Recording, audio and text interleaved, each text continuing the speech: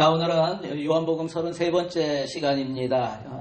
요한복음 12장 1절부터 11절까지 말씀, 향유를 부은 마리아라는 제목으로 함께 나누기 원합니다. 예수님은 나사로가 사는 베다니 마을에 계셨는데 그곳의 한 집에서 잔치가 벌어졌어요. 한 집에서 초대를 한 것이죠. 그래서 그곳에 갔는데 마태복음과 마가복음에서는 이 연회가 벌어진 장소가 문둥이 시몬의 집이다 이렇게 돼 있어요. 문둥이 시몬의 집. 문둥이가 뭡니까? 나병 환자죠. 한센병이죠. 나병 환자 한센병의 집에서 사람들을 초대했다. 그래서 사람들이 모여서 잔치를 했다. 여러분, 나병 환자의 집에 사람들이 들어갈 수가 있어요? 들어갈 수가 없죠. 나병 환자들은 사람들이 가까이 오면은 외쳐야 돼요. 뭐라고 외칩니까? 부정하다, 부정하다, 부정하다. 크게 외쳐서 내가 나병 환자인 것을 알리고 가까이 오지 못하도록 해야 돼요. 그래서 나병 환자라는 것은 거룩하지 못한, 불결한, 또 부정한 그러한 병으로 생각이 되어서 함께 갈 수가 없습니다. 그런데 왜 나병, 문둥이 시몬의 집이라고 했을까요? 아마도 예수님으로부터 이 문둥병이 있다가 나은 사람이 그것에 감사해서 사람들을 초청했을 거예요. 그곳에서 놀라운 일이 일어났습니다. 어떤 일입니까? 오늘 본문에 보면은 값비싼 나드 향유 한 근을 가져와서 예수님의 발에 붓고 자신의 머리털로 닦는 그러한 일이 일어났습니다. 여러분, 사람들은 그녀의 이런 행동을 이해하지 못하고 낭비라고 생각했어요. 그런데 예수님은 지금 이 여인이 누구예요? 마리아죠, 마리아. 마리아의 행동을 칭찬하십니다. 오늘 본문에 등장하는 인물은 마리아, 또 예수님, 그리고 제자들, 그리고 다른 사람들이 있었겠죠. 오늘 등장하는 사람들의 모습을 보면서 우리 자신의 모습을 되돌아보고 주님의 마음과 주님의 뜻을 아는 그런 시간이 됐으면 좋겠어요. 오늘 나눌 첫 번째는 참된 헌신은 예수님의 가치를 발견할 때 일어난다는 거예요. 오늘 3절 말씀 같이 읽어보겠습니다. 마리아는 지극히 비싼 향유 곧 순전한 나드 한 근을 가져다가 예수의 발에 붓고 자기 머리털로 그의 발을 닦으니 향유 냄새가 집에 가득하더라.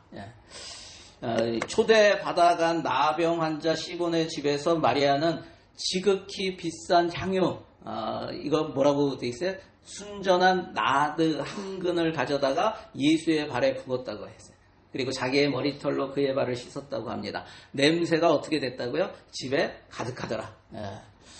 여러분, 여기에 마리아가 사용한 향유가 나드 향유라고 하는데, 이 나드 향유는 히말라야 산맥, 히말라야의 그 해발 3,000m 이상에서 자라는 나드라고 하는 식물이 있어요. 그 식물의 뿌리에서 채취한 거예요. 뿌리를 키우다가 거기에서 추출한 고대에서 매우 귀중한 그 향료입니다. 퍼퓸입니다. 향수입니다.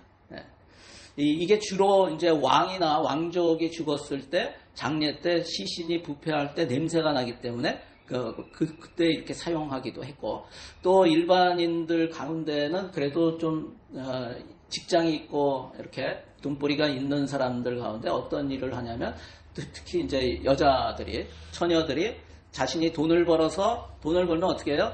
먼저 이 병을 사요. 향수 병을 사요. 그 옥합이라고 하는 병을 사고, 또 돈이 생기면은 이 나드 향유를 조금 사요. 굉장히 비싸기 때문에. 그러니까 그거를 사면은 거기에다가 집어넣어요. 옥합 병에다, 향수병에다 집어넣고 그 입구를 임시적으로 봉해요. 그리고 나서 또 일을 하다가 어느 정도 돈이 모여지면 또 사요. 그래서 또 모아요. 그리고 또 봉해요. 그리고 그렇게 해가지고 수년이 걸려가지고 그 향유, 그 옥합에 병이 다 차면은 그것을 입구를 완전히 봉해버려요. 완전히 봉해요. 그리고 그거를 어떻게 사용하냐면 결혼할 때 결혼 지창금으로 사용해요. 굉장히 비싸기 때문에. 결혼 지창금으로. 이게 지금 얼마라고 그랬어요? 당시 한 근, 약 300g의 가격이 노동자의 1년치 임금, 연봉에 해당한다는 거예요. 1년 다 벌어서 하나도 안 쓰고 다 저축을 해서 그거에 해당하는 가격이 지금 이 향유 한 근의 가격이라는 거예요. 아주 비싸죠. 그래서 이 향유는 저희 마리아 이 처녀에게는 어떤 의미가 있냐면 자신의 전 재산이다. 자신의 미래를 상징하는 소중한 자산인 것이죠. 그렇게 값비싸고 소중한 향유 옥합을 깨서 그것을 예수님의 발에 부었어요. 여러분, 이것이 무엇을 나타내고 있는가? 마리아는 사랑의 표현이죠. 감사의 헌신이죠. 예수님께 대해서 마음을 다한 헌신을 한 거예요. 사랑을 보여주는 거예요. 여러분, 사랑이라는 것은 무엇일까요? 내가 정말 사랑한다 하면 사랑의 특징이 뭐예요? 사랑은 올인이에요. 올인. 사랑은 올인입니다. 사랑에 빠지면 다른 것이 보이지 않죠. 오직 사랑의 대상만 보이고 그에게 모든 것을 다 주게 됩니다. 여러분, 지금 시몬의 집에는 많은 사람들이 있었지만 마리아의 눈에는 지금 누구만 보이고 있다고요? 예수님만 보인다는 거예요. 예수님만 보고 있어요. 예수님만 생각하고 있는 거예요. 지금 자신이 예수님의 발에 붓는 향유가 얼마나 비싼지, 자기가 얼마나 고생을 하면서 이것을 모았는지 이런 거 생각 안 해요. 이것을 하면은 다른 사람들이 어떻게 생각할는지. 여러분, 이런 것들에 대해서 또 그것을 다 쓰고 나면 자신이 이제 결혼할 때 지참금으로 가져갈 것이 이제 뭐가 있을까? 이런 것도 생각하지 않아요. 내 삶이 어떻게 바뀔까? 이것도 생각하지 않아요. 오직 예수님만 바라보고 예수님만 생각하면서 예수님께 자신의 사랑으로 그 기쁨과 감사함으로 헌신하는 그러한 모습을 봅니다. 지금 자신이 예수님의 발에 붓는 이 향유, 그것은 이 마리아의 마음인 것이죠. 이렇게 예수님을 최우선순위로 생각하고 사랑하며 예수님을 바라볼 수 있게 된 이유가 무엇일까요? 왜 그렇게 됐을까요? 예수님이 누구이신가를 알았기 때문에 그래요. 예수님이 누구이신가? 여러분, 예수님의 가치를 알게 되면은 헌신하게 있는 거예요. 여러분, 큰 가치를 알면은 그것을 얻기 위해서 작은 가치를 희생할 수 있는 거예요. 버릴 수 있는 거예요. 그런데 우리가 진짜 가치를 모를 때는 주저하게 돼요. 진짜 가치를 모르면은 아깝게 생각해요.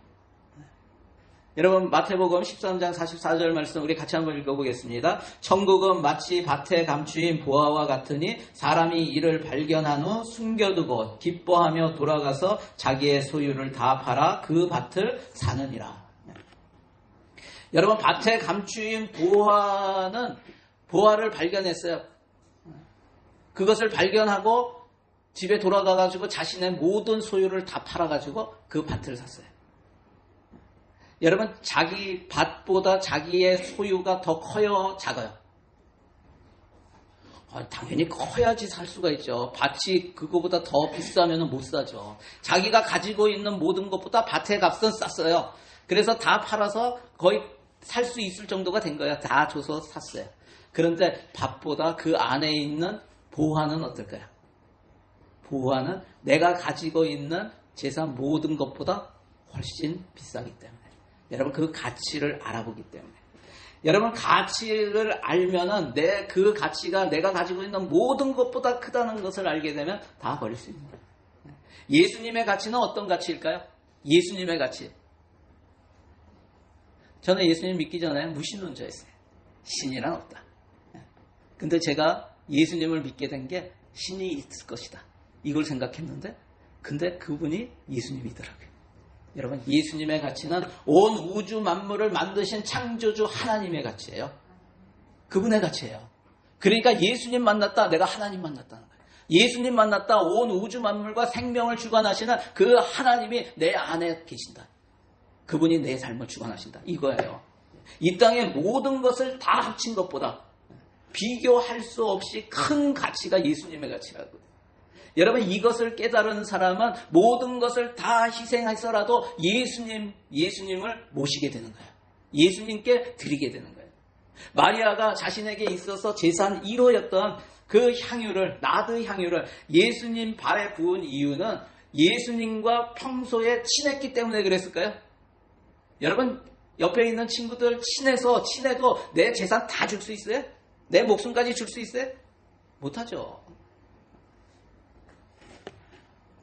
지금 100불만 빌려달라 그래도 안 줄 수 있는데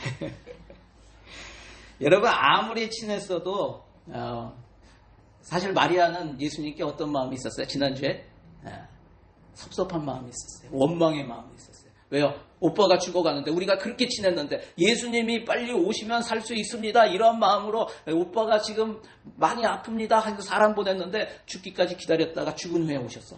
그러니까 주님이 계셨으면 오빠가 죽지 않았을 텐데요. 왜 이제야 오세요? 섭섭한 마음, 원망의 마음이 있었다는 거예요.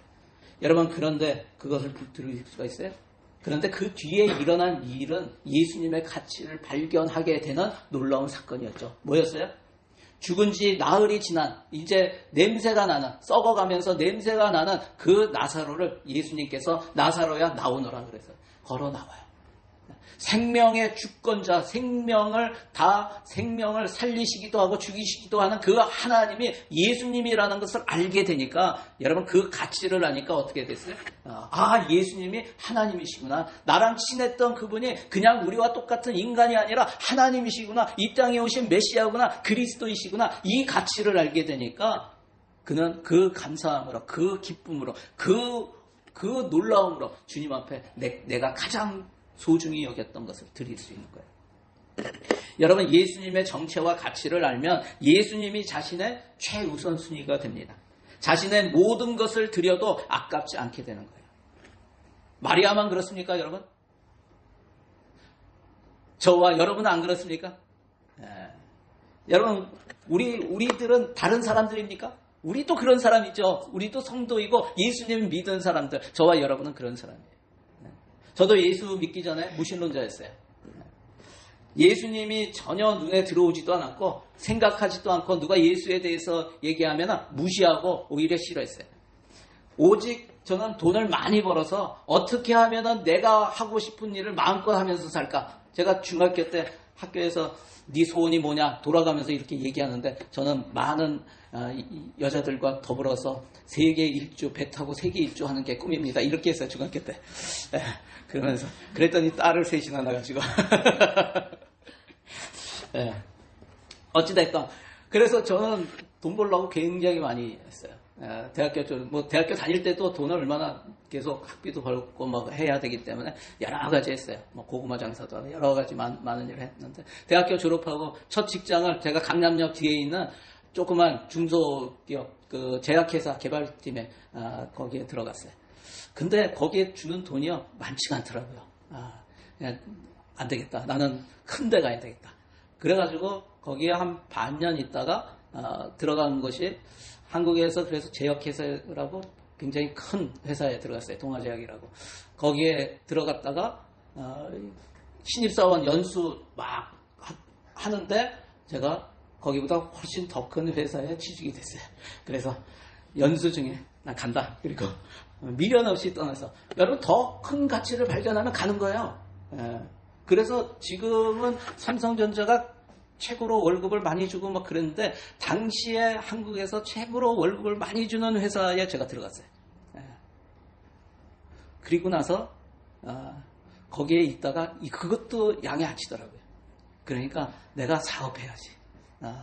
그러면서 한 5년 정도 있다가 나왔어요. 나는 대기업에서 배울 거 답이 없다. 해가지고 나와가지고 이제 무역해야지. 그리고 또 무역회사 들어갔어요.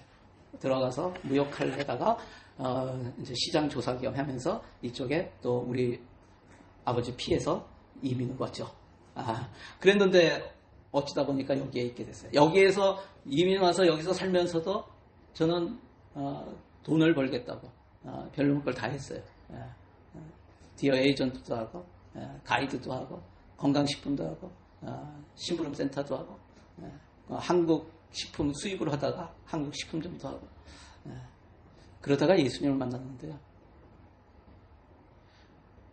처음에 몰랐어요. 예수님 만나고 예수님의 가치를 몰랐어요. 그래서 여전히 내가 하고 싶은 거 술 먹고 춤추러 다니고 맨날 그랬는데 신앙생활 하면서 성경 공부하면서 예수님을 알아가니까요. 이 복음이 얼마나 귀한 건지 알겠더라고요. 그래서 뉴질랜드 삶 다 접어두고 이거를 내가 우리 부모님에게 우리 가족에게 안 전하면 안 되겠다. 그래서 뉴질랜드 삶 다 접고 한국에 들어갔어요. 여러분, 큰 가치를 발견하면 버릴 수 있어요. 버릴 수 있어요. 네. 여러분, 계속해서 저는 예수님 믿고 계속해서 예수님 말씀을 통해서 설교를 들을 때마다 도전이 되는 게 있더라고요. 하나씩. 제가 그래서 계속 적용을 이렇게 주는 게 그런 이유 중에 하나예요. 한번 적용을, 내 삶에 자꾸 이렇게 적용을 해야 돼요. 그러다 보면은 어떤 것이, 내가 이거 못하고 있네? 한번 해볼까? 이런 마음을 주세요. 억지로 하라는 게 아니에요. 그런 마음의 감동이 있으면요, 저는 그때, 한번 해보자. 순종했어요. 순종하면 하나님께서 역사하시더라고요. 그러면서 하나님을 더 알게 됐어요.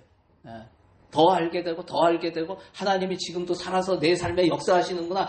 그것을 아니까, 이제는 하나님의 어떤 도전을 탁 주시면요, 내려놓을 수 있게 되더라고요. 내려놓을 수 있게 돼요. 여러분, 예수님을 알면 알수록요, 우선순위가 바뀌게 돼요. 내가 이거는 못 놓겠어 하던 것도 어느 순간이 되면은 하나님을 아니까요, 내려놓게 되더라고요. 그리고 더 예수님을 바라보게 돼요. 지금도 여전히 부족하고 여전히 저기 하지만 그럼에도 불구하고 제가 감히 이렇게 고백할 수 있을 것 같아요. 나의 최우선순위는 예수님입니다. 나의 최우선순위는 예수님입니다. 저는 이 고백이 저만의 고백이 아니기를 바랍니다. 우리 모두의 고백이길 바랍니다. 여러분, 믿음으로 같이 한번 선포하면서 읽어볼까요? 자, 시작. 나의 최우선순위는 예수님입니다. 나는 예수님만 바라봅니다. 다시 한번 시작. 나의 최우선순위는 예수님입니다. 나는 예수님만 바라봅니다. 아멘. 예. 이곳에 있는 모든 성도들이 예수님의 가치를 알고 예수님을 사랑하며 예수님만 바라보는 그런 인생이 되길 주의 이름으로 간절히 축원합니다. 한번 적용해 보세요. 내 삶에서 예수님보다 더 가치 있게 생각되어 바라보고 있는 것이 있는가? 한번 돌아보시기 바랍니다. 두 번째는 참된 헌신은 세상의 가치와 충돌한다는 거예요. 참된 헌신은 세상의 가치와 충돌합니다. 오늘 보면 4절, 5절 말씀 우리 같이 읽겠습니다. 자, 시작. 제자 중 하나로서 예수를 잡아줄 가룟 유다가 말하되 이 향유를 어찌하여 300데나리온에 팔아 가난한 자들에게 주지 아니하였느냐 하니, 그곳에서 마리아의 행동을 보고 있는 제자들 중에서 가룟 유다가 이 비싼 향유를 팔아서 가난한 자들을 도와주는 것이 마땅하다라면서 마리아의 행동을 책망하고 있는 것을 봅니다. 그냥 보면은 그가 가난한 자들을 생각하는 것처럼 보입니다. 그런데 정말 그 마음이 무엇인지에 대해서 성경이 뭐라고 얘기해요? 그렇지 않다는 거예요. 그가 정말 가난한 사람을 생각해서 하는 말이 아니라는 것을 얘기하는 거예요. 6절 한번 볼까요? 뭐라고 합니까? 이렇게 말하면 가난한 자들을 생각함이 아니요 그는 도둑이라 동괴를 맞고 거기 넣는 것을 훔쳐가미러라. 가룟 유다는 어떤 마음이었나? 도둑의 마음이었다라는 거예요. 자신의 것이 아닌데도 자기가 가졌으면 좋겠다 하는 마음을 갖고 있는 거예요. 그 비싼 향유, 그것을 나한테 맡기지 내가 쓸 수 있는데, 이러한 마음이었다는 거예요. 지금 말은 안 했지만 그렇게 말하고 싶은 거예요. 이것이 얼마짜리인데 이것을 허비하냐? 차라리 나한테 주지. 그것을 이렇게 버리냐? 아까운 것을 넘어서 화가 나는 거예요. 화가 나는 거. 여러분, 이 마음이 가룟 유다만의 마음이었을까요? 유다는 겉으로 말했겠죠. 그곳에 있는 다른 제자들이나 그곳에 있는 다른 사람들은 그런 생각을 안 했을까요? 내가 거기 있었어도 그런 생각을 하지 않았을까 하는 생각을 해봐요. 아마 나도 그렇게 생각했을 것 같아요. 야, 이 아까운 걸. 1년에 여러분 여기에 평균 임금이 여기 한 5만 얼마인 것 같아요. 그런데 5만 불짜리를 그냥 버렸다, 발에다 벗다고 생각을 해봤어요. 얼마나 아까워. 제가 그런 마음이 드는 거에 대해서 회개했어요. 여러분, 예수 믿는 우리에게도 여전히 보이는 것에 대한 욕심이 있죠. 보이는 것에 대한 욕망이 있어요. 여러분, 보이는 것들이 좋은 것들, 보이는 것 중에 좋은 것들이 있어요. 이 보이는 좋은 것을 좋아하는 것이 뭐예요? 세상 가치예요. 좋아 보이는 것들을 쫓아가는 게 세상 가치라고요. 세상에 대한 욕망이에요. 좋은 것을 가지고 누리고 싶은 육체의 정욕입니다. 그것이 예수 믿으면 완전히 없어지는가? 여러분 그렇지 않습니다. 우리가 세상 끝날까지 그 욕망, 욕심 계속 우리 가운데 있으면서 우리를 미혹하게 되는 거예요. 유혹하게 될 것이에요. 여러분 그것을 뭐라고 해요? 죄성이라고도 하고 또는 옛 본성이라고도 합니다. 지난주 우리 풍성한 생명 성경 공부 때 나눴던 내용 가운데 마귀가 성도들을 유혹하는 도구로 사용하는 두 가지에 대해서 나눴어요. 여러분 기억하십니까? 마귀가 성도들을 유혹하는 두 가지 도구가 뭘까요? 첫 번째는 뭐였어요? 우리 안에 있는 옛 본성이에요. 우리 안에 있는 옛 본성. 또 다른 것은요? 또 다른 하나는 우리 환경 가운데 있는 세상에 좋아 보이는 것들이에요. 이 두 가지를 사용해서 마귀는 우리를 믿음으로 걸어가지 못하게 막고 있어요. 자꾸 유혹하는 거예요. 성경은 이런 세상에 있는 좋아 보이는 것을 사랑하고 쫓아가는 것을 경계해요. 여러분 그러한 마음이 있다면 내려놓으시기 바랍니다. 내가 다른 사람들이 이런 거 더 좋은 거 가졌는데 나도 더 좋은 걸 가지고 싶어. 이런 마음이 있다면 이것은 하나님이 주시는 마음이 아니에요. 내려놓으세요. 우리 요한일서 2장 15절 16절 우리 같이 한번 읽겠습니다. 시작. 이 세상이나 세상에 있는 것들을 사랑하지 말라. 누구든지 세상을 사랑하면 아버지의 사랑이 그 안에 있지 아니하니 이는 세상에 있는 모든 것이 육신의 정욕과 안목의 정욕과 이생의 자랑이니 다 아버지께로부터 온 것이 아니요 세상으로부터 온 것이라. 아멘. 여러분 세상에 좋아 보이는 것들을 쫓아가려고 하는 욕구, 욕망, 우리 안에 있는 옛 본성을 여기에서는 육신의 정욕, 안목의 정욕, 이생의 자랑이라고 하면서 이것은 하나님께로부터 온 것이 아니다. 하나님이 주신 마음이 아니다. 하나님의 말씀에 불순종함으로 인하여 우리 안에 들어온 것이다 라고 말씀하시는 거예요. 그래서 우리 환경 가운데 보기에 좋아 보이는 것들에 대하여 우리 안에서 일어나는 육체의 정욕, 안목의 정욕, 이생의 자랑을 믿음으로 계속해서 끊어나가는 게 뭐라고요? 이게 영적 전쟁이라고요. 이것이 거룩을 향해 가는 성도의 성화의 길이라는 거예요. 성화되는 거, sanctification 하는 거예요. 우리는 끊임없이 이것을 내가 하나씩 끊어가면서 주님을 바라보고 가는 것, 이것이 성화예요. 여러분 영적 전쟁하고 계세요? 우리는 날마다 영적 전쟁하고 있어요. 아주 편해요. 예수 믿는다고 편합니다. 여러분 우리에게 평강이 있어요. 평강이. 이것은 편한 것과 다른 거예요. 날마다 갈등이 있는 거예요. 여러분 갈등이 충만하다. 이것은 성령 충만하다는 뜻이에요. 성령 충만하면 갈등이 없어지는 거 아니에요. 우리에게 옛 본성이 있기 때문에 옛 본성이 없어지는 게 아니라고요. 나는 예수 믿었으니까 이 세상에 좋아 보이는 것들은 하나도 눈에 안 들어와. 아니요. 그렇지 않아요. 여전히 그것이 있어요. 그럼에도 불구하고 끊어야 되는 거예요. 이것이 영적 전쟁이라고요.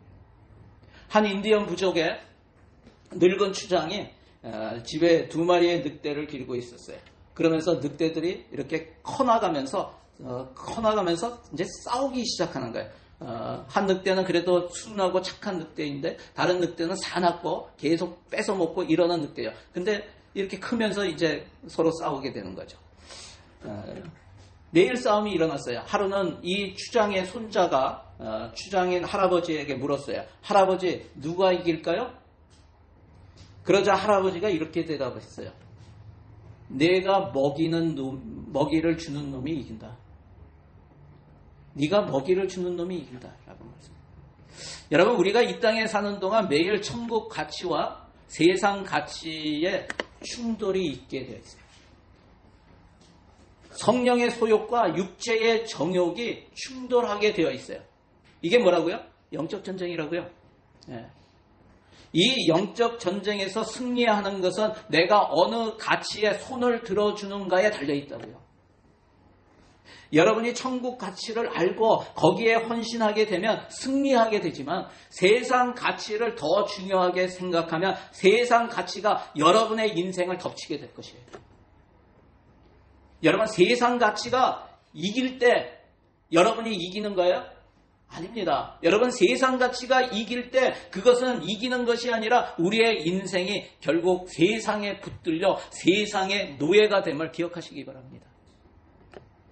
우리 사랑하는 성도 여러분, 우리 안에서 끊임없이 일어나고 있는 보이는 것에 대한 욕심, 이 세상 것에 대한 열망, 높아지고 싶은 욕망이 있다면 그때마다 주님을 바라보고 주님의 가치를 깨닫고 믿음으로 선포하시기 바랍니다.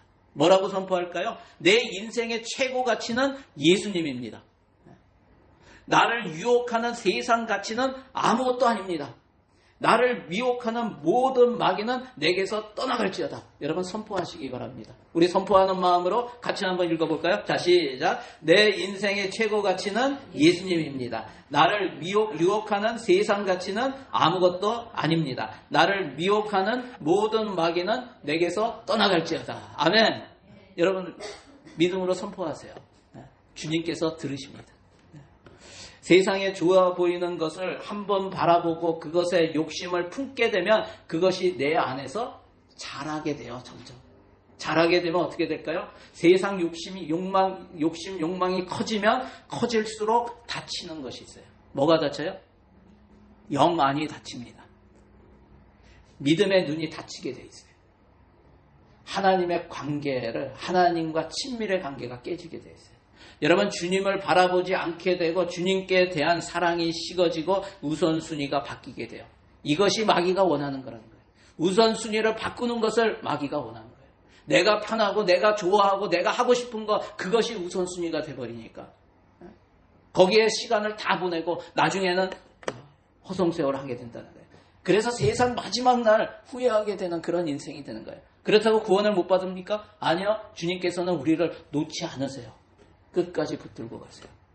하지만 우리의 신앙이, 우리의 인생이 그렇게 세월을 허송하는 그러한 허비하는 그러한 인생이 될 수 있음을 여러분 기억하시기를 바랍니다. 한번 적용해 보세요. 예수님이 기뻐하시는 일과 사람들이 칭찬하는 일이 다를 때 나는 무엇을 선택하는가? 자, 우리 세 번째 참된 헌신은 하나님께서 기억하신다라는 거예요. 주보에 제가 하나를 빼먹었죠. 된 헌신은 이렇게 됐죠. 참자가 빠졌어요. 죄송합니다. 된 헌신은 아니고 참된 헌신입니다. 참된 헌신은 하나님께서 기억하신다. 여러분 놀랍지 않습니까? 오늘 본문에서 우리가 깊이 묵상해야 할 것은 오늘 마리아가 향유를 붓는 이 사건을 예수님께서는 어떻게 생각하시는가 하는 거 아니에요. 또 그를 책망하는 가룟 유다에 대해서 어떻게 반응하시는가 이거잖아요. 오늘 본문 7절에 보면은 예수께서 이르시되 그를 가만두어 나의 장례할 날을 위하여 그것을 간직하게 하라 이렇게 말씀하세요. 예수님의 이 말씀은 마리아의 행동이 예수님 자신의 장례를 예비하는 의미를 가지고 있다라고 말씀하시는 거예요. 아무도 예수님께서 죽으실 것을 생각하지 못하고 있는 때에 지금 이때가 언제예요? 6월절 6일 전이라고 돼 있잖아요. 6일 전. 이제 6일 후면은 어떻게 돼요? 예수님은 6월절 어린 양으로 십자가에 달려 죽으시는 거예요. 그럴 때 아무도 예수님이 죽을 거라고 생각하지 않는데 지금 이 마리아가 향유를 예수님께 붓는 행동은 놀라운 것이다 라고 예수님께서 말씀하시는 거예요. 예수님께서는 성령의 감동으로 마리아가 이 일을 한다는 것을 말씀해 주고 있는 거예요. 여러분 성령이 아니면 하나님의 일을 몰라요. 성령의 감동에 의해서 마리아는 예수님께 향유 옥합을 보여. 이것은 향유는 또 어떻게 사용한다고요? 자기 결혼 지참금으로 사용하지만 왕족에게 있어서는 그것이 시신을 염하는 데 사용해요. 그것을 미리 하고 있다라고 말씀하시는 거예요. 그래서 예수님께서 그녀의 이 헌신을 인정하시고 그 의미를 간직할 수 있도록 온전히 이룰 수 있도록 그녀를 제지하는 것을 막고 가만두라라고 말씀하시는 거예요.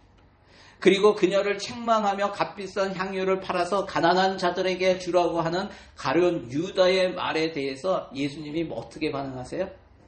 8절에 보니까 가난한 자들은 항상 너희와 함께 있거니와 나는 항상 있지 아니하리라 라고 말씀하세요. 여기에서 예수님은 너희와 함께 있는 가난한 자와 항상 있지 아니하고 떠나게 되는 예수님 자신에 대해서 비교하면서 말씀하시는 거예요. 여러분 이 말씀에 무슨 의미가 있을까요? 가난한 자들은 항상 너희와 함께 있거니와 나는 항상 있지 아니하리라. 여러분 이 말씀에는 두 가지 의미가 포함되어 있어요. 하나는 너희 즉 너희가 누구예요? 예수님의 제자들이죠. 예수님의 제자들, 교회예요. 우리예요, 여러분. 우리 곁에 누가 있다고요? 하나님께서 붙여주신 가난한 사람들이 있다는 거예요. 교회의 사명에 대해서 하나 말씀해 주시는 거예요. 가난한 자들을 하나님께서 교회에 맡기셨으니 그들을 돌봐야 한다라고 하시는 거예요. 여러분, 이게 우리가 가난한 사람, 어려운 사람을 위로하고 격려하고 도와주는 이러한 일을 해야 된다는 거예요. 또 다른 하나는 무엇입니까? 그런 구제 사역도 중요하다라는 거예요. 그걸 해야 된다. 그런데 그럼에도 불구하고 지금이 어떤 때예요? 6월절을 6일 앞둔 현재 너희와 함께 하시는 예수님이 지금 인류 구원의 그 역사를 이루기 위해서 십자가 죽음을 준비하는 때 안에 이 특별한 순간에 대한 영적인 의미와 우선순위는 그 어떤 문제와 그 어떤 사명보다 더 크다라고 말씀하시는 거예요. 여러분, 하나님께서는 이 특별한 순간을 위한 마리아의 특별한 헌신을 보시고 이를 귀하게 여기세요. 같은 내용을 기록한 마가복음에는 이렇게 말씀하고 있어요. 마가복음 14장 9절. 우리 같이 한번 읽겠습니다. 시작. 내가 진실로 너희에게 이르노니 온 천하에 어디서든지 이 복음이 전파되는 곳에서는 이 여자가 행한 일도 말하여 그를 기억하리라 하시니라. 이 두 가지 예수님의 반응을 통해서 생각하게 되는 것이 있어요. 과연 무엇이 우선순위여야 하는가에 대한 거예요. 무엇이 우선순위여야 되는가? 우리의 삶의 최고 우선순위는 주님과의 관계에 두어야 한다는 거예요. 여러분의 삶의 최고 우선순위는 뭐예요? 여러분, 주님과의 관계에 두세요. 아무리 우리의 사명이 뭐예요? 영혼구원이죠. 우리 교회 표어가 뭐예요? 하나님의 마음으로 사람을 살리는 교회죠. 사람을 살리는 것은 우리 교회에 맡겨주신 사명이에요. 그런데 사명이 아무리 중요해도, 영혼구원이 아무리 중요해도, 사랑의 실천도 그것이 아무리 중요하지 않다는 얘기가 아니에요. 오해하지 마세요. 아무리 중요하지만 만일 주님과의 사랑이 앞서지 않으면 아무 소용이 없다는 거예요. 그 모든 것, 내가 영혼구원을 하고 사랑으로 실천하고 구제하고 사람들을 돕고 하는 것이 다 하나님의 사랑에, 그 하나님이 기뻐하시기 때문에 하나님과의 사랑 때문에 하는 것이 아니라면 그것은 자기의가 될 수 있다는 거예요. 자기의가. 여러분, 결코 하나 그리스도의 사랑을 실천하게 되는 것이 안 될 수 있음을 여러분 기억하시기를 바랍니다. 정말 그리스도를 사랑하는 마음으로 그분을 예배하게 되기를 바랍니다.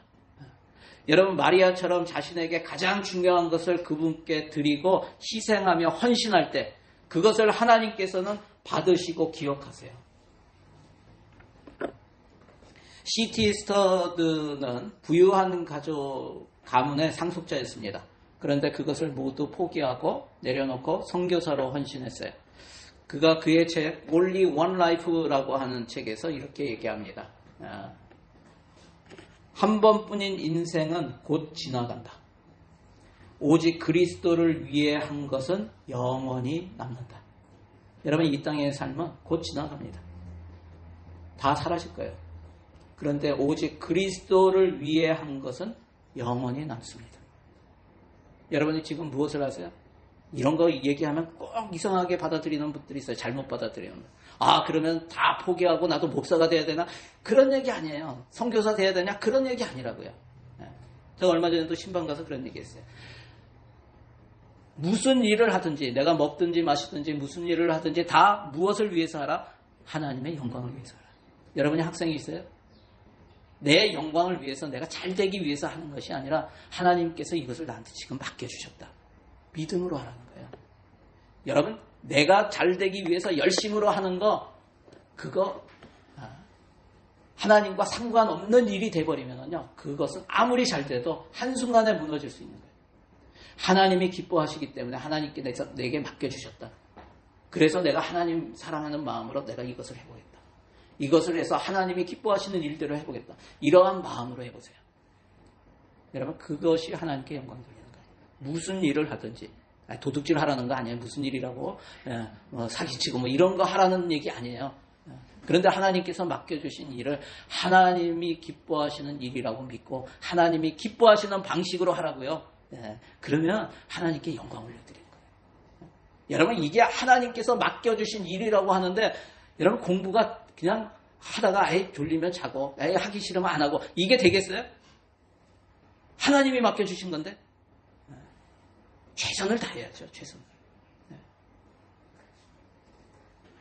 여러분 우리가 예수님을 최우선순위에 두고 우리가 하는 모든 일들, 모든 헌신 그것은 영원히 남는다는 사실을 기억하시면서 우리가 이렇게 고백했으면 좋겠어요. 오늘 고백을 많이 합니다. 주님 사랑합니다. 주님을 위해 헌신합니다. 다 주님께 드려도 아깝지 않습니다. 여러분 이러한 고백이 저와 여러분에게 있기를 바랍니다. 여러분 주님 사랑하십니까? 주님께 드리는데 아깝습니까? 여러분 주님께 다 드려도 아깝지 않고 주님께 헌신하고 여러분 하나님이 가장 기뻐하는 거 하나님이 우리를 불러내신 이유가 뭐예요? 예배예요. 예배. 이스라엘 백성을 출애굽하시면서 뭐라고 했어요? 내가 이 백성을 불러낸 것은 이들이 나를 찬양케 하기 위해서요. 나를 예배케 하기 위해서. 여러분 예배를 게으리하지 마세요. 모이는 예배 이거 우선순위에 두세요.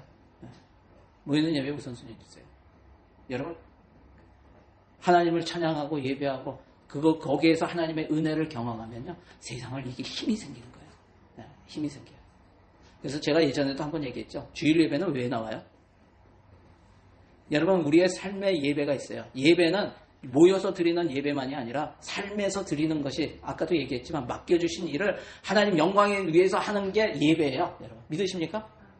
그런데 하나님의 영광을 위해서 또 어떤 거는 세상 가치와 충돌한다고요. 그러면 어떻게 해요?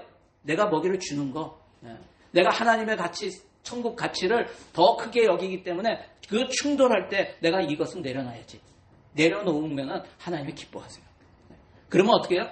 그것을 가지고 주님 앞에 나오는 거예요. 주일 예배는. 그래서 주일 예배는 일주일 동안의 삶의 예배를 가지고 내가 주님 앞에 이렇게 헌신했습니다. 내가 이렇게 주님을 위해서 주님의 영광을 위해서 세상 가치를 이만큼 내려놨습니다. 이것을 가지고 그게 주님 앞에 드릴 예물이 되는 거예요. 그것을 가지고 주님 앞에 나오면 주일 예배에 나오면 어떤 마음이 돼요? 주님 내가 이것을 드립니다. 일주일간의 삶을 주님 앞에 올려드립니다. 하면 주님께서 얼마나 기뻐하세요. 여러분 그런 마음으로 드리면은요 예배가 딱 주일에 나와서 예배 드릴 때 마음이요 벅찬 거예요. 내가 이렇게 주님 앞에 주님을 위해서 이렇게 드리면 주님이 얼마나 기뻐하실까 또 어떤 은혜를 주실까 이게 기대가 되는 거예요. 여러분 그러한 마음으로 일주일을 살아가세요. 오늘 말씀을 주신 거 가지고 그래 이 말씀을 가지고 내가 붙들고 일주일을 살아가겠다. 그러면서 삶에서 이 말씀에 또 충돌이 되는 그런 부분들에 있어서 하나님이 기뻐하지 않는 것들을 하나씩 내려놓으면서 헌신하는 거예요. 그리고 그것을 삶을 가지고 다음 주일에 나와보세요. 주님이 기뻐하세요. 여러분 기대가 되는 거예요. 예배가 기대가 되는 거예요. 아무 기대가 없으니까 일주일 동안의 삶은 주님과 전혀 상관없는 삶을 드리고 주님 앞에 나왔는데 뭐가 기대가 되겠어요? 기대가 안 되니까 아무 은혜가 없는 거야. 여러분 한번 도전합니다. 여러분에게. 저에게도 도전하고 여러분에게도 도전하는 거예요. 한번 해보세요. 한번 내가 말씀을 가지고 일주일 동안 한번 살아보자. 하나님 영광을 위해서 내가 헌신해보자. 그리고 그 일주일의 삶을 가지고 내가 다음 주일에 그걸 가지고 하나님 앞에 드려보자. 여러분 하나님께서 놀랍게 역사하세요. 그런 저와 여러분 되시기를 바랍니다. 주님께 받은 사랑과 은혜로 인해서 주님께 다 드려도 아깝지 않는 마음을 가지시고 참된 사랑과 헌신으로 주님께 예배드리는 예배자가 다 되시기를 주의 이름으로 간절히 축원합니다. 적용해 보세요. 나는 예수님을 사랑하는 마음이 삶의 행동으로 드러나고 있는가? 예수님을 향한 나의 헌신이 다른 사람을 예수께로 이끄는 증거가 되고 있는가? 여러분 한번 적용해 보시기 바랍니다. 자, 오늘 말씀을 가지고 우리 함께 기도하기 원합니다. 우리 기도하실 때 오늘 말씀을 붙들고 우리 함께 기도할 때 하나님 내가 지금 최우선순위로 두고 있는 것이 무엇인가 한번 돌아보시기 바랍니다. 그리고 그것이 예수님께 있지 않다면 주님 다시 한번 예수님의 가치를 알 수 있도록 성령님 내 안에서 역사하여 주시고 예수님의 가치를 알고 깨닫고 그 주님을 붙들고 예수님을 바라보는 그런 인생 되게 하여 주시옵소서. 예배가 최우선순위가 될 수 있도록 주님 도와주시고 인도하시고 일주일에 삶의 예배를 가지고 주님 앞에 나올 수 있는 그러한 심령이 될 수 있도록 하나님 믿음의 믿음을 더하여 주시고 나의 가려졌던 영적인 눈을 열어주시옵소서. 우리 이렇게 기도하며 나아가기 원합니다. 오늘 말씀 가지고 우리 주여 한번 부르시고 함께 기도합니다. 주여 할렐루야. 하나님 감사합니다. 주여 주님을 찬양합니다. 아버지 하나님 그렇습니다. 우리의 삶의 주관자이신 우리 주님, 우리가 주님의 가치를 더 알기 원합니다. 날마다 삶을 살아갈 때 살아계신 하나님을 만나게 하여 주시고 내 삶을 이끄시고 인도하시고 역사하시는 그 하나님의 손길을 하나님 날마다 경험하는 우리 성도들 되기를 원합니다. 하나님 도와주시옵소서. 그래서 하나님의 내 삶의 아버지 하나님이 정말 주관자가 되시고 내 삶의 가장 우선순위에 주님을 줄 수 있도록 하나님이 역사하여 주시고 인도하여 주시옵소서. 내 삶의 우선순위가 다른 것으로 바뀌어져 있다면 아버지 하나님이 깨닫게 하여 주시고 알게 하여 주시고 아버지 하나님께서 맡겨주신 것 그것을 하나님의 영광을 위해서 최선을 다해서 해나가며 삶의 예배로 아버지 하나님 주님 앞에 올려드릴 수 있는 저희들 될 수 있도록 하나님 도와주시고 인도하여 주시옵소서. 그래서 하나님 우리가 모이는 예배로 드릴 때 그 예배를 통해서 삶으로 드려진 그 헌신을 가지고 주님 앞에 예물로 올려드리는 아버지 하나님 저희들 될 수 있도록 하나님 도와주시고 인도하여 주시옵소서. 아버지 하나님 주님을 찬양합니다. 우리의 삶에 오늘도 역사하여 주시고 오늘도 살아계신 하나님 만나게 하여 주시고 말씀을 붙들고 사는 우리의 모두가 될 수 있도록 하나님 축복하여 주시고 인도하여 주시옵소서. 그렇게 하실 주님을 찬양합니다. 하나님 감사합니다.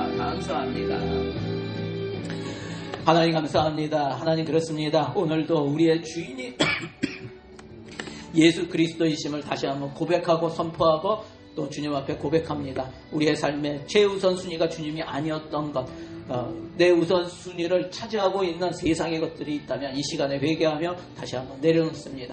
주님이 더 소중합니다. 주님이 내 인생의 최우선순위입니다. 그 가치를 알고 그렇게 헌신하며 나아가는 우리 성도들 되게 하여 주시고 그리고 일주일의 삶에 말씀을 붙들고 정말 주님 앞에 헌신하며 주님이 맡겨주신 일에 최선을 다하며 삶을 예물로 주님 앞에 올려드리는 우리 성도들 되게 하여 주시옵소서. 그리고 일주일의 삶을 주님 앞에 예물로 올려드리며 모이는 예배를 통해서 하나님이 주시는 놀라운 은혜를 알고 하나님의 살아계심을 더 많이 경험하고 체험하며 또 주님의 가치를 알아가는 우리 성도들 되게 하여 주시옵소서. 가려졌던 그런 영적인 눈이 있다면 하나님 믿음을 더하여 주셔서 그 모든 세상 것에 의해서 닫혀졌던 흐려졌던 그 영의 눈이 다시 한번 열려지게 하시고 날마다 믿음으로 사는 그런 인생이 될 수 있도록 하나님 축복하여 주시고 인도하여 주시옵소서. 그렇게 하실 주님을 찬양합니다. 감사드리며 예수님의 이름으로 기도드리옵나이다. 아멘. 우리 하나님께 영광의 박수 올려드리겠습니다. 할렐루야.